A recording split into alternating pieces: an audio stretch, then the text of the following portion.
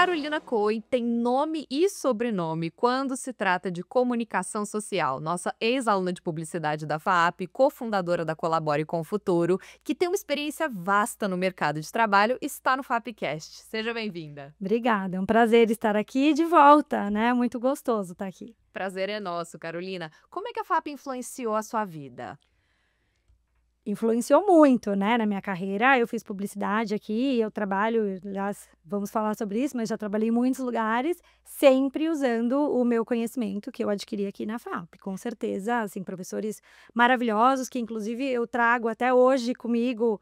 Já fiz trabalhos em conjunto com a Irene, foi minha professora de redação, com o Valdir, que não foi meu professor diretamente, mas que também fizemos diversos trabalhos juntos. Então, acho que influenciou muito, tanto no networking como no conhecimento, né? Foi muito legal tudo que eu aprendi aqui. E por que você escolheu cursar publicidade? Alguém da sua família já trabalhava com isso ou você sempre teve interesse na comunicação? Eu sempre me comuniquei muito bem. Escolhi publicidade porque, na verdade, eu estava muito em dúvida. Eu, há 6 meses antes, queria moda. Minha mãe tinha uma empresa de moda. Estava certíssima que eu queria moda, sempre quis a minha vida toda. E aí me deu um clique e falei, não, acho que não tem nada a ver comigo, né? E como estava chegando perto do momento de prestar vestibular, começou a me dar uma certa angústia, né? De, puxa, e agora? E aí eu fiz aquelas psicólogas de carreira, ela aplicou vários testes. E quando finalizou, ela me falou, olha, você tem um perfil bem eclético, nunca aconteceu isso antes, mas você pode fazer muitas coisas muito diferentes. E aí ela selecionou 4, que eram, acho que medicina, direito, publicidade tinha mais alguma coisa ali que eu nem lembro o que que era. Eu falei: "Nossa, e agora, né?". E a minha mãe, por sorte, conhecia pessoas em todas essas áreas, e ela falou: "Por que que você não participa, né, de um dia deles, para ver como que é?". Acho que era jornalista, a 4ª área. Eu participei, né, fiquei um dia ali num jornal, junto com essa amiga da minha mãe, para ver como que era o dia a dia. Fui numa agência de publicidade, e enfim, né, de todos os outros. E aí eu me encantei pela agência de publicidade, falei: "É isso, acho que tem mais a ver comigo". Então foi mais ou menos assim, foi uma escolha rápida, não conhecia nenhum publicitário naquela época, mas foi uma escolha muito acertada. E durante seu processo de graduação, você fazia estágio? Que tipo de perfil de aluna você era? Você fez estágio, começou com agências, até você entrar na Ambev primeiro, é isso? Isso, eu fiz estágio desde o comecinho. Eu acho que eu fiz 6 meses de manhã, da aula de manhã, depois logo eu passei para noite, justamente para poder começar estágio. Meu primeiro estágio foi na empresa de moda da minha mãe, mas não deu certo, muito difícil trabalhar com mãe, né. E aí logo eu, fui aceita num estágio para trabalhar na Publicis, uma agência de publicidade, que durou um mês. Porque além de que eu vi que o mundo de agência, que é muito específico, não era para mim, era muito difícil, porque eu trabalhava na Vila Olímpia, era muito longe. Eu lembro que eu ganhava R$ 300 de salário, que naquela época, né, enfim, acho que hoje o salário do estagiário aumentou um pouquinho, mas naquela época era um salário mais ou menos normal para agência. Então eu ganhava R$ 300 e só o estacionamento da Publicis custava 600.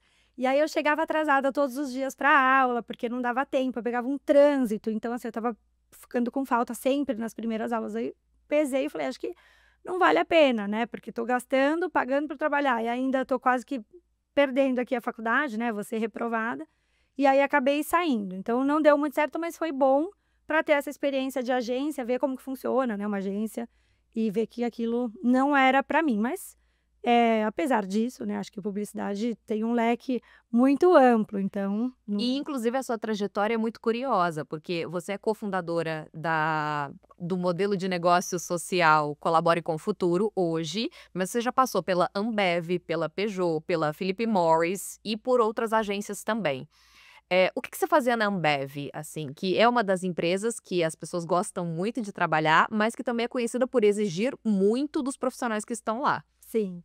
Na Ambev, como o marketing da Ambev era muito trade marketing, né, então é muito mais nas ruas, porque a parte de criativa eles deixam com as agências, né. Então o trade marketing era você ir para a rua, olhar nos pontos de venda se tá tudo colocado ali, né, Que as são latinhas. infinitos Tem pontos de infinitas. venda. Então eu falei: "Acho que o marketing, né, o trade não é para mim, eu prefiro a área de gente e gestão", que é uma área que é parecida com RH lá na Ambev. Então, assim, você dá treinamento para todas as áreas, faz as contratações, cuida da qualidade de vida ali do pessoal, é muito amplo também, né, mas super interessante.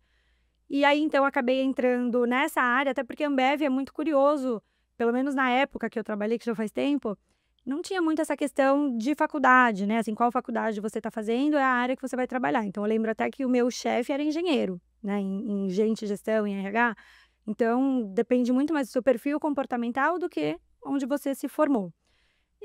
A experiência na Ambev foi incrível, realmente tem uma pressão violenta, mas, eu trabalho bem sob pressão, então para mim não foi uma questão, inclusive eu tenho um perfil, de gostar, né, de crescer, de me desenvolver, então foi muito bom nesse sentido, porque me instigou a querer dar mais, a querer mostrar, então cresci muito rápido na Ambev, em 3 meses eu já tinha virado eu entrei como estagiária, em 3 meses eu fui efetivada, depois de 6 meses eu virei coordenadora de uma área.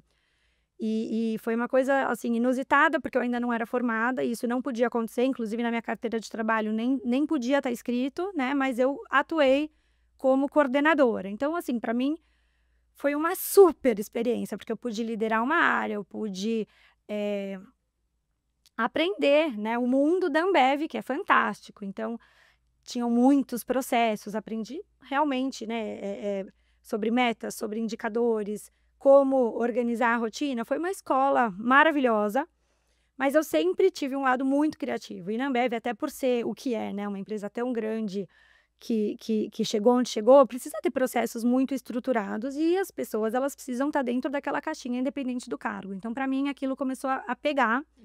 Eu sempre tive um lado social muito forte, então como eu tinha essa área, né, de coordenação, eu levei a minha equipe para uma ONG, para eles conhecerem, para a gente ver como a gente podia ajudar. Trazia algumas ideias para a Ambev, né, de como melhorar a qualidade de vida dos funcionários, porque era uma coisa que todo mundo reclamava muito, que realmente era muito puxado, afastado de tudo ali onde eu trabalhava, né, que é na Moca. Então as pessoas elas não tinham o que fazer, queriam uma academia. Então assim, eu tentava trazer coisas diferentes para a Ambev, até um dia que o meu diretor me chamou e falou: "Olha, você tá maravilhosa, tá tudo certo, você tem uma possibilidade de crescer aqui muito grande em pouco tempo, mas você precisa parar com essas coisas de ficar saindo da caixa, de querer trazer essas ideias, você precisa se focar melhor nos processos". E aí quando ele falou aquilo, eu falei: "Ai". Ou não, né, ou você pode simplesmente seguir os seus processos e o Exatamente. seu caminho colaborando para o futuro de uma sociedade mais igualitária, mais generosa e que mantenha a qualidade de vida das pessoas que estão contribuindo para o mercado de trabalho de uma maneira mais digna, né. Exatamente, e foi exatamente essa sensação que eu tive, falei: "Acho que aqui não é o meu lugar". Sabe a decisão. É, E difícil, né, difícil, muito difícil. difícil, porque era uma empresa internacional, grande, que eu estava ganhando um bom salário, tinha muita possibilidade de crescer, aliás, já tinha crescido bastante em pouquíssimo tempo, então foi uma decisão difícil, mas eu sou muito corajosa também nesse E sentido. acredito que libertadora, né, também de certo ponto, porque assim, colocar as ideias criativas em prática, é algo que o mundo precisa. E aí foi nessa época que você foi para Peugeot, ou você decidiu ir para Peugeot depois, a Philip Morris, que é outro segmento também, né. Depois da Ambev, acabei indo para Philip Morris. Que você fazia lá? E aí lá eu fui para o trade marketing, também foi, assim, um erro absoluto para mim. Eh, Fui porque pensei: "Ah, o salário era muito bom", então isso foi uma coisa que me chamou a atenção. E falei: "Puxa, legal, né, vou ter mais uma experiência ganhando bem e, enfim, aqui é trade marketing, mas vai agregar para o meu currículo, vai ser legal". E aí na Philip Morris fiquei pouquíssimo tempo, porque o meu trabalho era pegar o carro, eu sempre fui muito barbeira, pegar o carro todos os dias, eu ganhei o carro da empresa, e aí eu precisava visitar os pontos de venda. Então eu visitava mais ou menos Com o carro da com o carro empresa. da empresa, 26 pontos de venda por dia, em lugares muito afastados que eu não conhecia, e naquela época não existia Waze, então eu fazia Socorro, gente. e eles não davam, né, assim, uma rota, tipo: "Olha, vem aqui primeiro, depois aqui, que essa rota é mais inteligente". Eles só me falavam: "Ó, você vai ter esses pontos de venda, se vira". Então eu fazia sozinha a minha rota, eu entrava no Google Maps, que isso já existia, mas no computador, Imprimia o seu. imprimia, mas assim, tentava, assim, eu olhava um por um, falava, esse parece próximo desse, que parece próximo desse. Eu criava, eu sozinha, uma rota e imprimia um monte de folha sulfite e grampeava para virar um mapa, porque uma só não cabia, que era muita coisa. Então ia lá eu no carrinho, aí para olhar onde eu estava indo, eu parava a barbeira no meio da rua, Abria. abria o mapinha, ficava olhando ali, aí eu levava um monte de buzinada, enfim, bati o carro um monte de vezes. Até um dia que eu dei ré e ouvi um barulhão, eu fui ver era uma moto que eu tinha batido, e aí veio o motoqueiro, veio um monte de gente atrás de mim, assim, bravos, né, "Quem que é essa menina que tá dirigindo esse carro aqui, que derrubou a moto do motoqueiro?".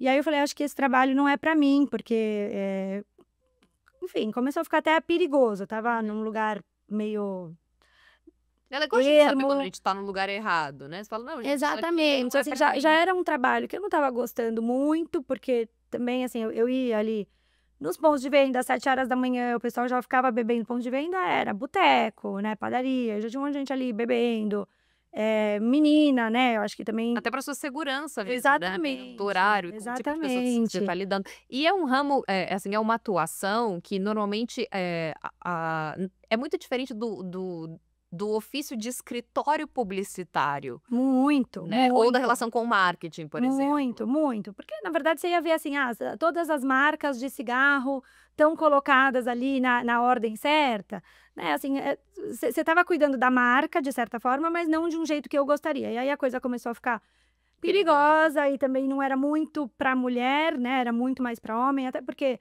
né, às 7 horas da manhã já tinha gente ali bêbada, bebendo cachaça, apareceu uma menininha ali, né, então assim, não era uma coisa que eu acho que realmente não combinava.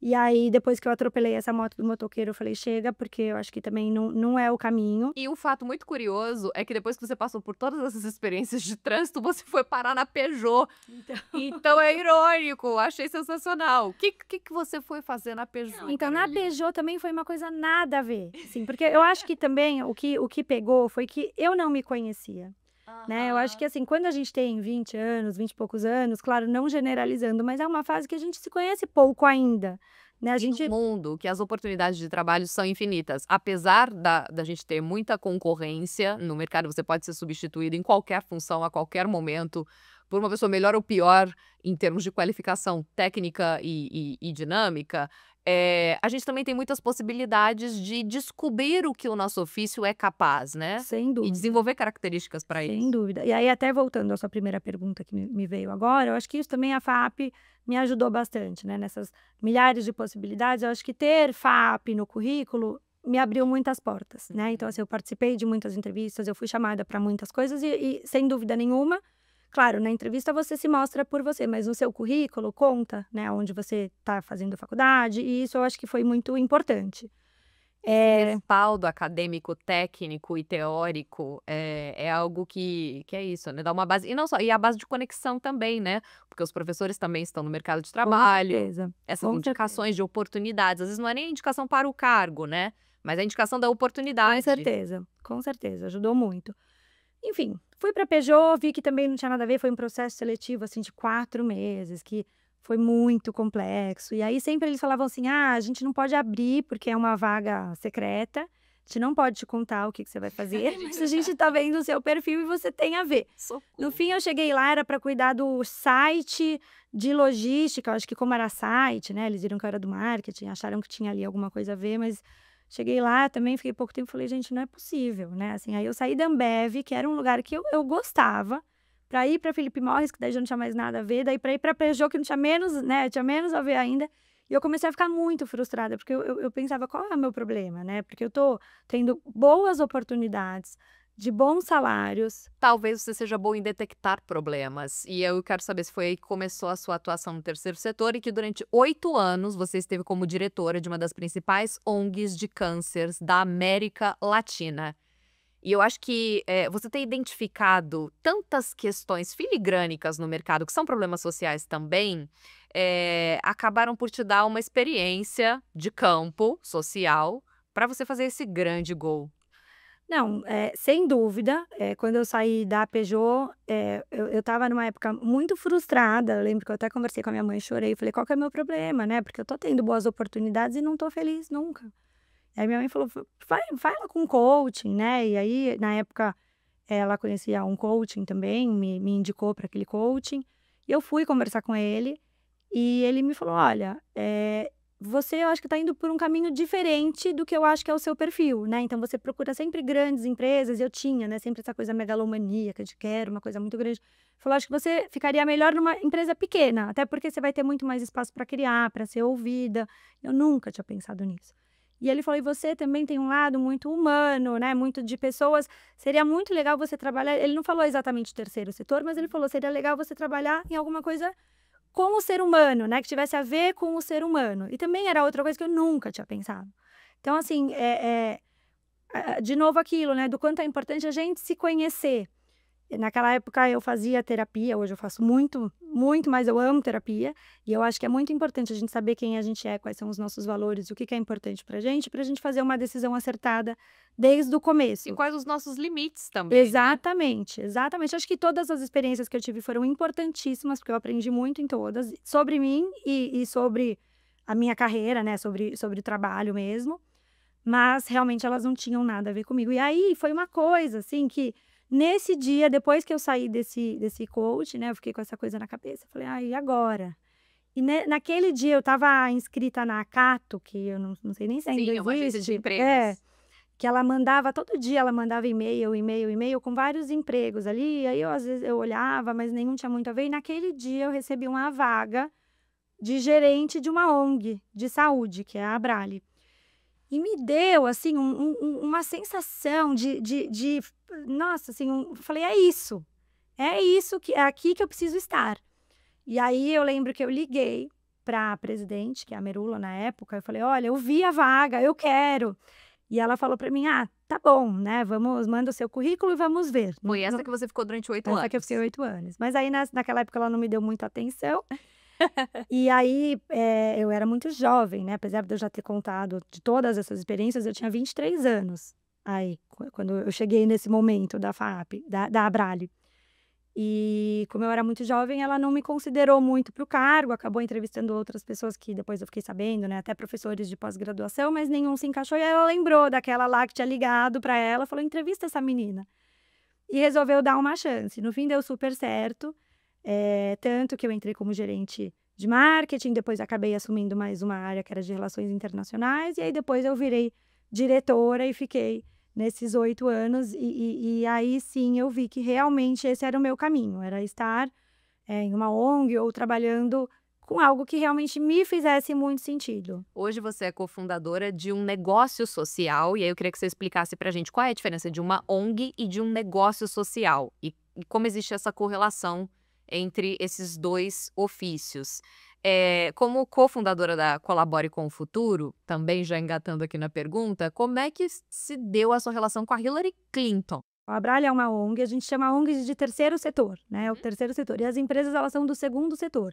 O negócio social ele fica ali no meio, né, ele é o setor 2,5 que a gente chama, porque ele não é nem totalmente empresa Nem e nem totalmente nem totalmente ONG, ele é um negócio, só que ele tem fins sociais, então ele traz um impacto social para a população, mas ao mesmo tempo tem fins lucrativos. Então a minha empresa é isso, a Colabore com o Futuro, esse negócio social, ele fica nesse setor 2,5, que é muito legal, porque a gente pode fazer o bem e a gente pode ter lucro também, né, então é o melhor dos mundos, porque também, eu não era voluntária na Abrale, eu era funcionária, tinha Uhum. carteira assinada, mas de toda forma, é muito legal você poder ganhar dinheiro fazendo bem, né, e em ONGs os salários eles, são reduzidos, né, eles não são exatamente de acordo com o mercado e tudo bem, porque ele traz uma satisfação que compensa, né, mas aí a ideia de abrir a minha empresa também foi muito importante, porque na Abralha eu aprendi muito, muito, muito, muito, assim, foi muito enriquecedor para minha carreira, para mim pessoalmente, e lá a gente conheceu muitas ONGs que,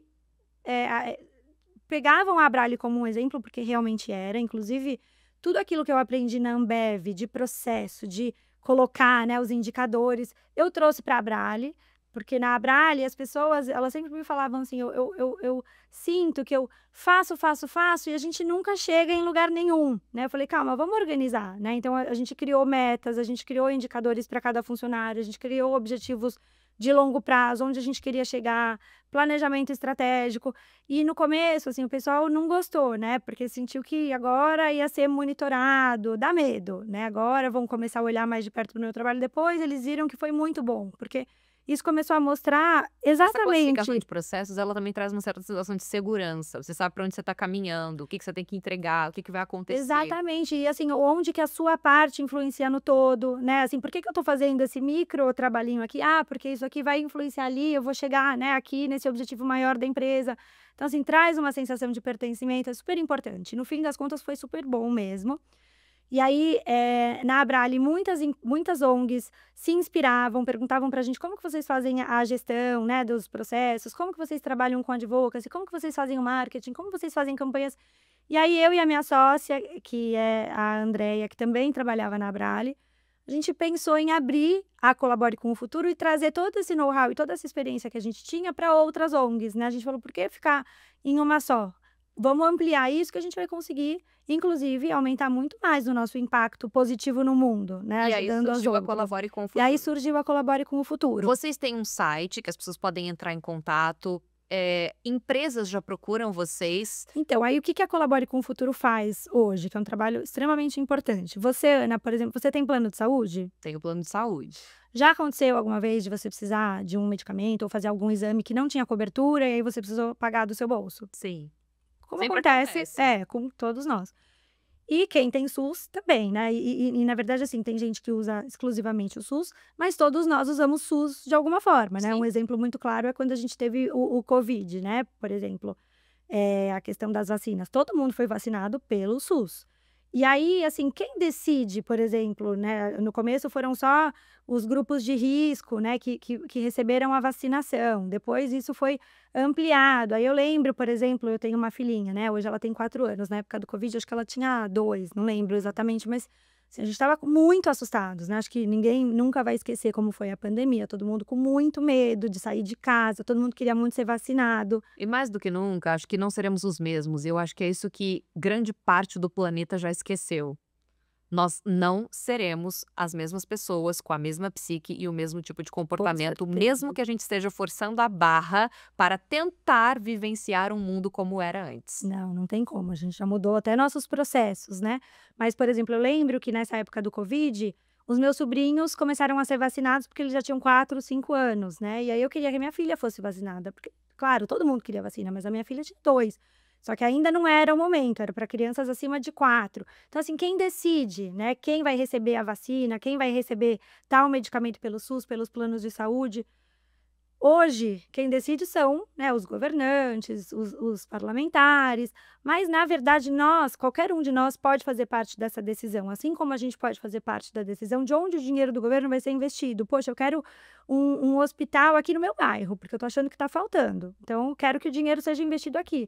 Ou, essa UBS aqui do lado da minha casa fecha às 6 da tarde, não dá tempo de eu ir até lá, porque eu saio do trabalho às 6, como que eu vou chegar e ainda ser atendido? E aí, como vocês diretamente na Colabore com o Futuro organizam esses processos? Então, a gente mobiliza, o que que a gente faz? A gente mobiliza a população para que todos participem dos processos do governo e possam decidir, porque essas decisões, elas são muito importantes, porque elas afetam o nosso dia a dia, né. Então, por exemplo, a gente trabalha na área da saúde. Está muito correlacionado com o trabalho dos vereadores também? Na verdade, é assim, tanto o governo, né, o Ministério da Saúde, enfim, todo o governo Secretaria da Saúde?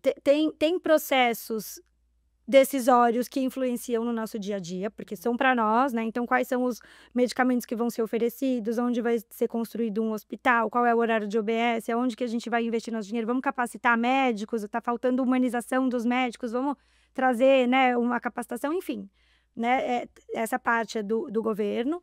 E tem uma outra parte que é da legislação, que são os parlamentares, né, então quais são as leis que a gente precisa ter no nosso país para reger tudo isso, né, então assim, poxa, uma pessoa tem câncer, qual é o processo que ela vai precisar passar? Qual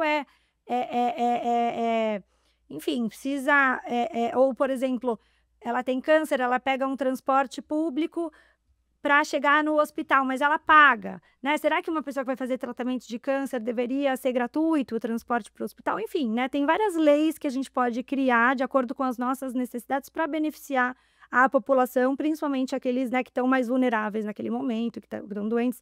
Então, assim, o que que a gente faz? A gente ensina a população como participar desses processos. Então, como sugerir as nossas necessidades. Então, olha, essa droga é muito importante para os pacientes com câncer de mama, esse exame, enfim, esse medicamento, porque vai beneficiar milhares de mulheres que hoje não estão trabalhando, mas se elas receberem esse medicamento, elas vão ter muito mais disposição, vão passar a trabalhar. Então, esse medicamento é importante. Ou essa lei é de extrema importância, né? Então, a gente ensina, assim, como sugerir uma lei para um parlamentar, como votar num projeto de lei que já está em andamento, como participar de uma consulta pública que é uma ferramenta aberta pelo governo para a gente poder dar a nossa opinião sobre alguma coisa que eles estão decidindo. Então, na verdade, assim, o próprio governo é obrigado a fornecer as ferramentas de participação social, a nos escutar.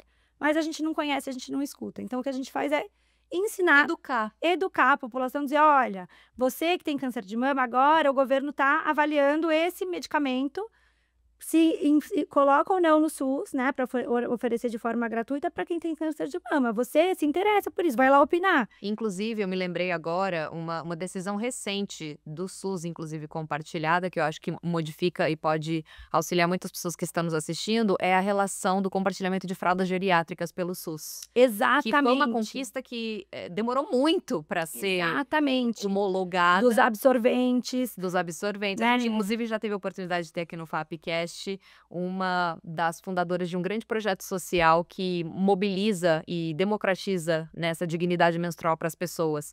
Mas com relação às fraldas geriátricas, isso saiu semana passada, né? Exatamente. Então, e a gente... Começo de 2025. E os tomadores de decisão, eles não podem tomar essas decisões sozinhos, eles têm que nos ouvir. Então, assim, por exemplo, vai abrir uma consulta pública sobre a distribuição de fraldas geriátricas no SUS. O que você acha? Acho super importante. Ou não, acho que não. Acho que vai gastar muito dinheiro do orçamento. Acho que esse dinheiro, se for investido, sei lá, né, num medicamento para criança, sei lá do que, vai beneficiar mais as pessoas. Enfim, a gente pode dar a nossa opinião, o que quer que seja, né? E onde a gente acha que o dinheiro deve ser investido, o que a gente acha que deve ser oferecido, porque se a gente participa, a gente vai ter políticas públicas muito mais justas, muito mais efetivas e que de fato nos atendam, porque a gente tem esse costume, né, de reclamar, isso não tá bom, esse governo não tá legal, eu fui ali no SUS e não recebi isso, fui ali... A gente tem que entender também que, para além dos nossos ofícios profissionais, ser cidadão também é um ofício que demanda uma certa energia. E nem tanta, tá? Porque tem coisas que são muito simples de opinar, de palpitar, não é nem tanta energia assim. Demanda a nossa energia no sentido da gente prestar atenção que a gente pode e deve atuar em função. Se a gente quer viver numa democracia, se a gente quer viver num mundo que realmente, ou num país, né, que realmente nos ofereça o que a gente espera, a gente precisa participar. Senão a gente sempre vai deixar o outro decidir por nós. E como você chegou no Vital Voices Top 100 Global Women Leaders com Hillary Clinton? A Hillary Clinton, ela fundou o Vital Voices, que é uma ONG internacional que busca essas mulheres no mundo inteiro que estão fazendo a diferença. E aí eu não sei como eles fizeram esse mapeamento, chegaram nesse trabalho da Colabore, que é um trabalho importantíssimo, né, que eu faço eu e as minhas duas sócias, a Andréia e a Soraya. Eu falei de uma só, mas hoje a gente tem mais uma. E é um trabalho que a gente se orgulha realmente, né, porque é um trabalho que faz as pessoas saírem, né, desse lugar passivo e participarem para trazer melhorias para o país, e todos nós podemos fazer a nossa parte. É isso que a gente ensina, né? Cada um de nós pode fazer a diferença e ter um país muito mais igualitário. Então, eles encontraram esse trabalho da Colabore e me convidaram para fazer parte desse Global Women Leaders, e foi incrível. Eu fui lá na sede da Vital Voices, eles me levaram para lá junto com outras 20 mulheres que eles escolheram para estarem ali recebendo um treinamento, né, justamente para que a gente possa ampliar ainda mais, né, a nossa força e trazer ainda mais impacto positivo para o mundo. E foi incrível, porque eu conheci mulheres incríveis, a gente tem essa rede até hoje, e faz esse benchmark, né, de ver o que estão fazendo lá fora. Quem mais está falando de participação social, como que está falando, como que isso acontece em outros países para a gente se inspirar, ver. Então, assim, abre muito a cabeça. E elas Foi super conheceram importante. você, que vive num país que é democrático, gigante por natureza e eclético em seus problemas, né. Então eu acho que você, sendo brasileira e atuando em tantas empresas diferentes, contribuindo ativamente para o bem-estar global, deveria se candidatar a um cargo de presidência da ONU no futuro. A gente precisa de pessoas como vocês, estou falando sério, de pessoas que enxergam o outro e que trabalham para, um benefício maior para o legado das próximas gerações, né, porque às vezes o trabalho que vocês vão construir agora, tudo que a Colabore com o Futuro está plantando, as próximas gerações vão colher. Com E certeza. isso em escala global. Então, a nossa entrevista está chegando ao final, a gente tem pouco tempo, mas Só pegando o gancho que você falou, por isso que eu fiquei também tão feliz em estar aqui, porque os jovens, né, que estão agora na faculdade, enfim, eles têm muito a fazer nesse sentido, né? Então, eu espero que eles possam se inspirar, né, e ver que é possível você trabalhar e almejar trabalhar por um futuro melhor, né. Então, não só pensar numa empresa internacional, né, para você trabalhar, enfim, também é possível você ganhar dinheiro fazendo o bem, e eu acho que os jovens eles têm um papel muito importante, as crianças são realmente o futuro, né. Então, a gente infelizmente está vendo tudo o que está acontecendo no mundo, né, guerras, desastres naturais. Então, se a gente, a partir de agora, né, cada um de nós não fizer a nossa parte e falar: "Poxa, espera aí, o que que de verdade é importante nessa vida?". É ter claro que é também, né, cada um tem os seus sonhos e os seus valores, mas assim, claro, além de bens materiais, também é muito importante a gente ter dentro de nós os nossos valores intrínsecos, né, de cuidar do outro, de amar o próximo, de cuidar do nosso país, e isso traz uma satisfação muito grande para nós mesmos até, às vezes isso, ajuda muito mais a nós do que quem está sendo beneficiado com isso. Então, é super importante a gente poder ter uma causa dentro de nós, ou poder ensinar valores para as pessoas que estão ao nosso redor, né, do que realmente importa nessa vida. Que são as pessoas, né, são as pessoas que a gente ama, é a nossa família, é o nosso mundo, é o nosso país. Então, quanto mais a gente puder cuidar dele de forma, né, mais impactante ou menos impactante, mas toda a diferença que a gente puder fazer no mundo vai trazer um impacto e é urgente, né, é urgente, a gente está vendo como é urgente, o mundo está nos contando, a natureza está mostrando que é urgente essa mudança, essa transformação. e que a gente tem essa consciência de que a rede social ela é real, ela pode ser amplificada pelos mecanismos eletroeletrônicos, mas a atuação é real, né? A gente usa as plataformas digitais, estamos aqui compartilhando o seu trabalho com muitas pessoas que eu tenho certeza que vão manter o interesse pela Colabore com o Futuro, em parceria com a graduação, com o Valdir Semino aqui na FAP também.